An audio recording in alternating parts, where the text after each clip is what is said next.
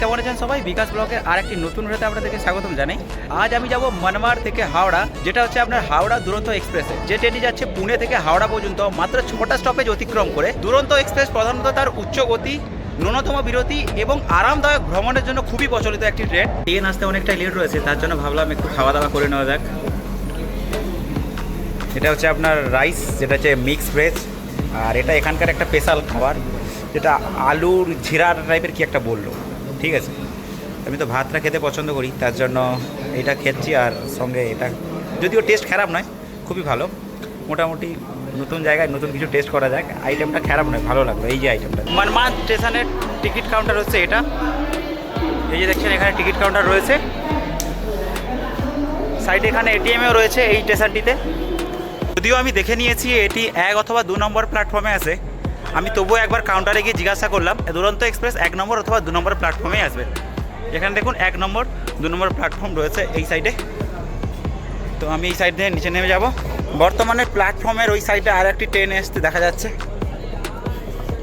এইখানে দেখুন, এই যে সই রাস্তা, ব্যাপারটা হচ্ছে এইভাবে যে ঢালু হয়ে নেমেছে, অ্যাকচুয়াল সত্যি উঠতেও ইজি হয় আর নামতেও ইজি হয়। বিশ্বাস করবেন না, খুব ইজি, উঠতেও ইজি, নামতেও ইজি। কিন্তু যেখানে এই যে স্টেপ করা রয়েছে না, ওই স্টেপে উঠতে আমাদের ট্রলি ব্যাগ নিয়ে তো প্রচণ্ড কষ্টের একটা ব্যাপার। তাছাড়া আপনি অথবা কোনো বয়স্ক ব্যক্তি যদি ওঠে, সেক্ষেত্রে অনেকটাই কষ্টের ব্যাপার রয়েছে। ট্রেনটি কিছুটা লেট করছে। 8টা 20 ট্রেন ছিল, অ্যাবাউট 9টা 10-এর দিকে পৌঁছবে বলছে। দেখা যাক কটায় পৌঁছে এসে। তবে এই স্টেশনটিতে লাইটের পরিমাণ অনেকটাই কম।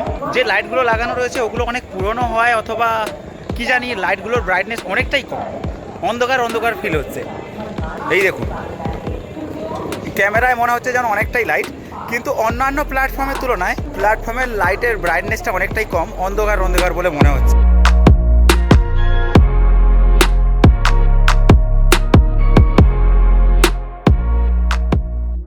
কিছুক্ষণের মধ্যে আমাদের ট্রেনটি আসছে। দেখছেন গাড়ির নাম্বার এখানে শো করছে। এখন বর্তমান 20 মিনিট লেটে রয়েছে। 8টা 20-তে আসার কথা ছিল, এখন বাজে 8টা 40। বর্তমানে এখন অবধি প্ল্যাটফর্মে ঢোকেনি, অ্যানাউন্স করে দিয়েছে, কিন্তু আসতে আপাতত আরও 5 মিনিট অ্যাবাউট লাগবে।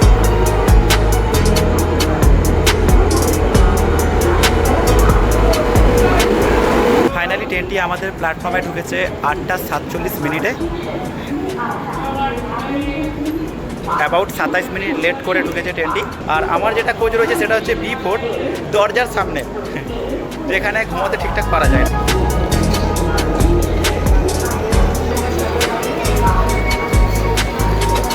সময় এখন 8টা 49। আমরা মনমাড স্টেশন থেকে ছেড়ে বেরোচ্ছি।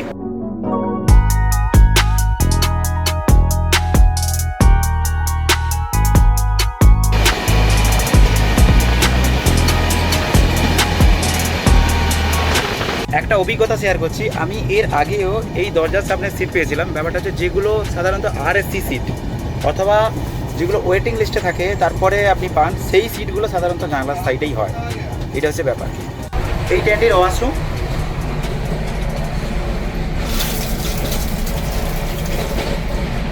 মোটামুটি অনেক পুরনো, তো ব্যাপারটা হচ্ছে এগুলো একটু ডিস্টার্ব হচ্ছে। আর এখানে নর্মাল রয়েছে বাথরুম করার জন্য। আর ওই সাইডে যেটা রয়েছে সেটা হচ্ছে আপনার কুমোট থাকে, একটা নর্মাল আর একটা হচ্ছে কুমোট। আর এখানে হ্যান্ড ওয়াশ আছে কিনা আমি জানি না। এই তো হ্যান্ড ওয়াশ রয়েছে এখানে। বাকি স্বাভাবিক যেই রকম সমস্ত থাকে সেই রকমই। এখানেও ডাস্টবিন রয়েছে মোটামুটি নোংরা রাখার জন্য।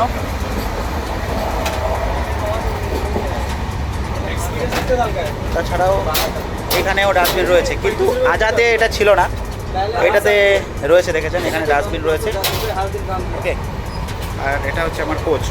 এখানে আমার সিট রয়েছে, এটা হচ্ছে আমার 10 নম্বর মিডিল। সিটটা ছিল ওইখানে, উনি বললো চেঞ্জ করে, ওনার ফ্যামিলি রয়েছে তার জন্য এখানে আমি চলে এসেছি, চেঞ্জ করে নিয়েছি। যাই হোক, একটু আওয়াজটা কম হবে। আর বাকি কমফর্ট ভালোই, মোটামুটি খারাপ নয়। কিছুটা রাজধানীর মতন ফিল দেয় যদিও, কিন্তু তত একটা নয়। আমার মনে হয় আজাদ এর থেকে বেশি পরিষ্কার ছিল। দেখতে পাচ্ছেন এখানে ডাস্ট জমে আছে, ওইখানে দেখুন ডাস্ট কীভাবে পড়ে আছে। আজাদে বেশ কয়েকবার করে ওরা ক্লিন করতো, যদিও ওটা একটা কম ভ্যালু ফর মানি ট্রেন ছিল, কিন্তু এটাতে দেখছি নোংরা রয়েছে বেশ। তো তো কখন এরা ক্লিন করে সেটা আমার জানা নেই, যদিও দেখা যায়। আপনি আপডেট দিতে থাকবো আপনাদের। বর্তমানে আমার বিছানা রেডি, কিন্তু ব্যাপারটা হচ্ছে একটাই জিনিস, দেখুন এখানে জল বোতল রাখার জায়গা নেই, কিন্তু আজাদে ছিল। আর এখানে আমি যদি দেখাই আপনাকে, চার্জিংয়ের অপশানটা রয়েছে যদিও, বাট এটা পুরোনো ট্রেন কিনা আমি জানি না, হয়তো অনেকটা পুরোনো ট্রেন। ওইখানে কিন্তু লাইট থাকে, জানেন তো, ওই লাইটটা কিন্তু এখানে নেই, যে পার্সোনাল সবার যেন একটা করে লাইট থাকে, তো ওই লাইটটা নেই এখানে। ওকে, চার্জিংয়ের পর একটা করে রয়েছে হ্যাঙ্গিং করার জন্য। এখানে যদি দেখাই, 3টে হ্যাঙ্গিং করার জন্য স্ট্যান্ড রয়েছে, যেটা তুমি হ্যাঙ্গিং করতে পারবে। এখানে পর্দা রয়েছে, আর এটা হচ্ছে উপরে ভেন্টিলেশন। ট্রেনটির পরবর্তী স্টেশন হচ্ছে ভুসাবল জংশন, যেটা 10:40-এর দিকে এখন পৌঁছে যাবে। আর ব্যাপারটা হচ্ছে, আজকে আমি যে প্রজেক্টটা করে ফিরছি, অনেকটাই পরিশ্রম হয়েছে, তার জন্য আমি খুব টায়ার্ড। তো আমি এখন রেস্ট নেবো, কালকে সকালে আপনাদের সঙ্গে দেখা হচ্ছে। গুড নাইট সবাইকে।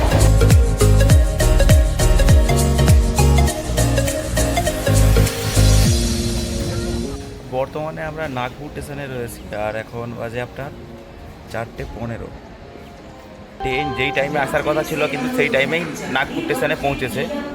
কিন্তু আমি যদি বলি, এই ট্রেনের কমফর্টেবল একদম বেকার, একদম বেকার কমফর্টেবল। আজাদিন এর থেকে আরও অনেক ভালো, ওর কমফর্টেবল এর থেকে অনেক গুণে ভালো।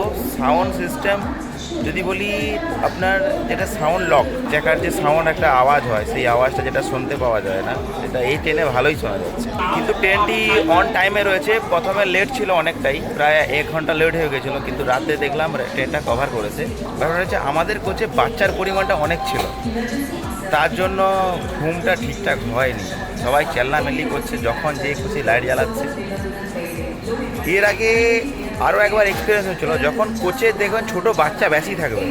আপনার কোচে যখন ছোটো বাচ্চা বেশি থাকবে, ছোটো বাচ্চার পরিমাণ 1-2টো ঠিক আছে, যেখানে 4-5 জন 6 জন হয়ে যাবে, তখন কিন্তু প্রবলেম হতে পারে আপনার। ব্যাপারটা হচ্ছে, ওরা ছোটো ছেলে তো, ওরা সেই রকমভাবে কোনো কিছু বোঝে না যে রাত্রিবেলা কোনো কথা বলা উচিত নয় বা কোনো কিছু। আর কমফর্টেবলের দিক দিয়ে ভীষণভাবে আনকমফর্টেবল এই ট্রেনটি, ভীষণভাবে। আর আমরা নাগপুর স্টেশন থেকে এখন ছেড়ে বেরোচ্ছি।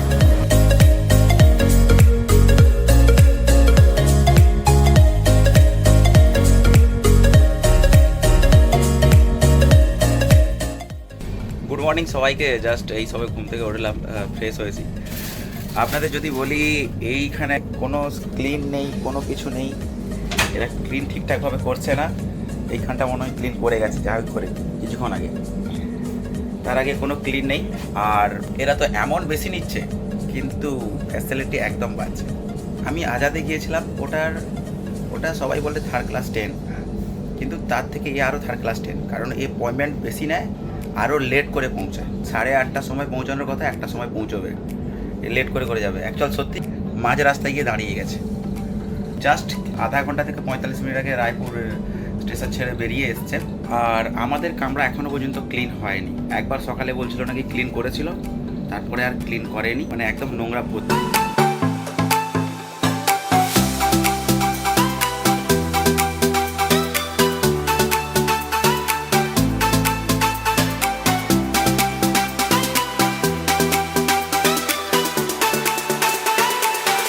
বর্তমানে আমরা আছি বিলাসপুরে। অ্যাবাউট ট্রেনটি লেট করেছে 30 মিনিট মতো।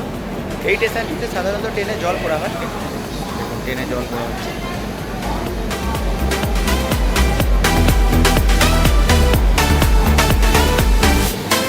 আর এটা হচ্ছে আমাদের ট্রেন।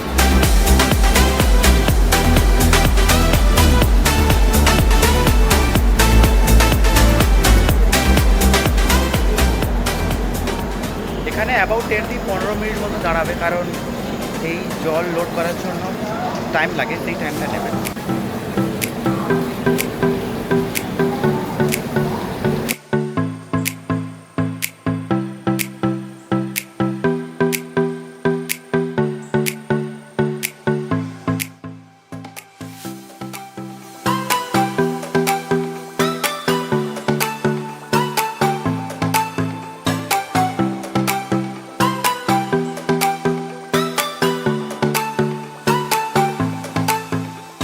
বর্তমানে ট্রেনটি এখন দাঁড়িয়ে গেছে, যদিও এখানে কোনো স্টপেজ নেই, তা সত্ত্বেও এখানে দাঁড়িয়ে গেছে।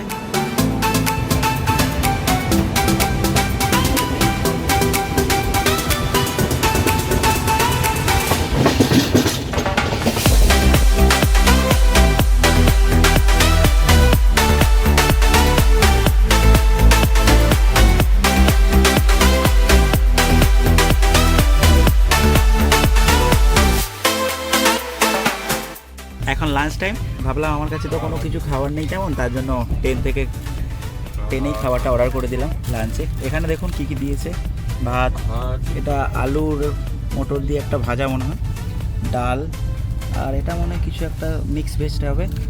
এখানে রয়েছে আপনার দই, রুটি, আর একটা শন পাপড়ি দিয়েছে, এটা আপনার কিসের কী শন পাপড়ি আমি জানি না, যদিও মিষ্টি হবে হয়তো। আর এখানে একটা আচার রয়েছে, টোটাল এইটা খেয়েই বলছি খাবারের টেস্ট কেমন বা কী ব্যাপার। ফাইনালি খাওয়া কমপ্লিট হয়ে গেছে, খাবারের কোয়ালিটি একদম জঘন্য। খাবার রেট কী আছে দাদা? ডিনারের রেট কী আছে? 200 কত একটা?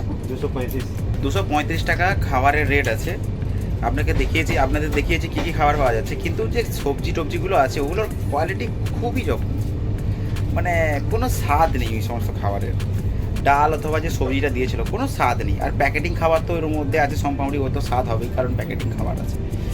বাকি নর্মাল 235 টাকায় তেমন কোনো কিছু ভালো লাগে না।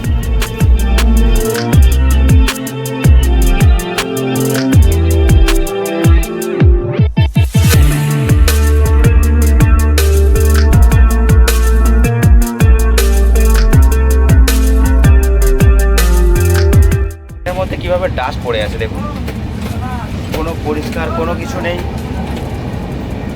এখানটা দেখুন কি অবস্থা, দেখেছেন? টিকিটের দাম এরা এতটা নিচ্ছে কিন্তু কোনো পরিষ্কার নেই।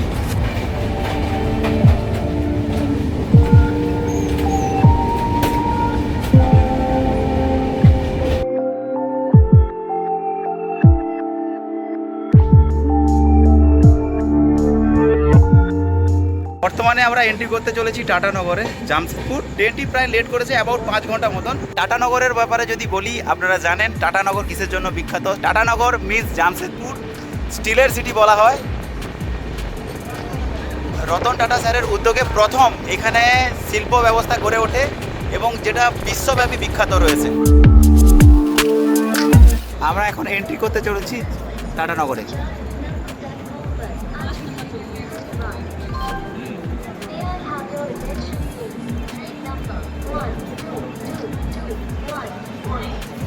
Havara Junction, Toronto, Duranto Express has arrived on platform number 4. Thank you.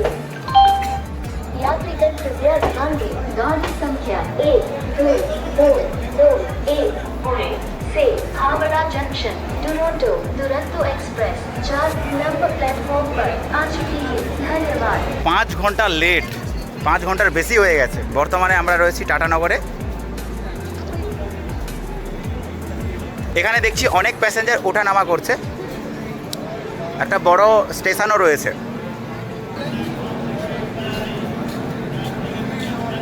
ট্রেনটি এখানে 5 মিনিট দাঁড়িয়েছিল এই স্টেশনে। আমরা এই স্টেশন ছেড়ে এখন বেরোচ্ছি।